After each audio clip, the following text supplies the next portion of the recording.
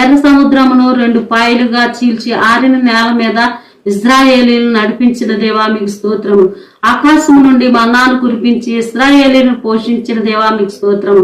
బండ నుండి నీరును పుట్టించి ఇశ్రాయేలీలు దప్పికి తీర్చిన దేవా మీకు స్తోత్రము. పగలు మేఘ స్తంభమై రాత్రి అగ్ని స్తంభమై ఇశ్రాయేలీలను నడిపించిన దేవా మీకు స్తోత్రము.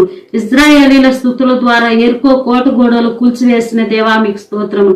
ఇశ్రాయేలీల కానాను యాత్రలో 40 సంవత్సరాలు వారి బట్టలు పాతకిలిపోకుండా వారి చెప్పులు అరిగిపోకుండా నడిపించిన దేవా మీకు స్తోత్రము.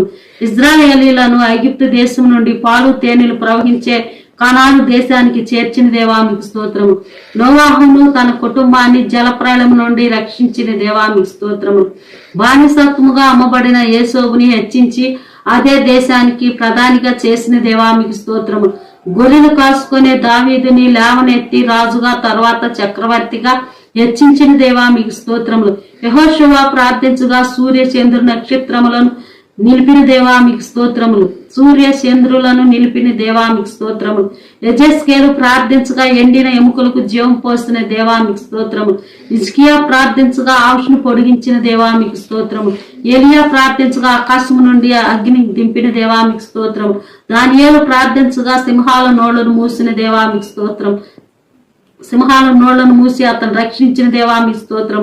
షడ్రక్ మేషక్ అబ్దుగోలను అగ్నిగుండము నుండి రక్షించిన దేవా మీకు స్తోత్రములు. ఎలుకబంటిని సింహాన్ని చంపటానికి దావీదికి శక్తినిచ్చిన దేవా మీకు స్తోత్రములు.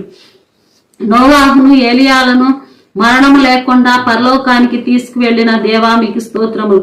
తల్లిదండ్రులు లేని అనాముకురాలైన ఎస్తేరుని దీవించి మహారాణిగా చేసిన దేవా మీకు స్తోత్రములు. అన్యురాలు వెధవరాలైన రూతును ఆదుకొని ఆశీర్వదించి యేసుక్రీస్తు వంచవడిలో చేర్చిన దేవా మీకు స్తోత్రములు. 90 సంవత్సరాల వృద్ధాప్యం కలిగిన శారాకు గర్భఫలమునిచ్చిన దేవా మీ స్తోత్రములు.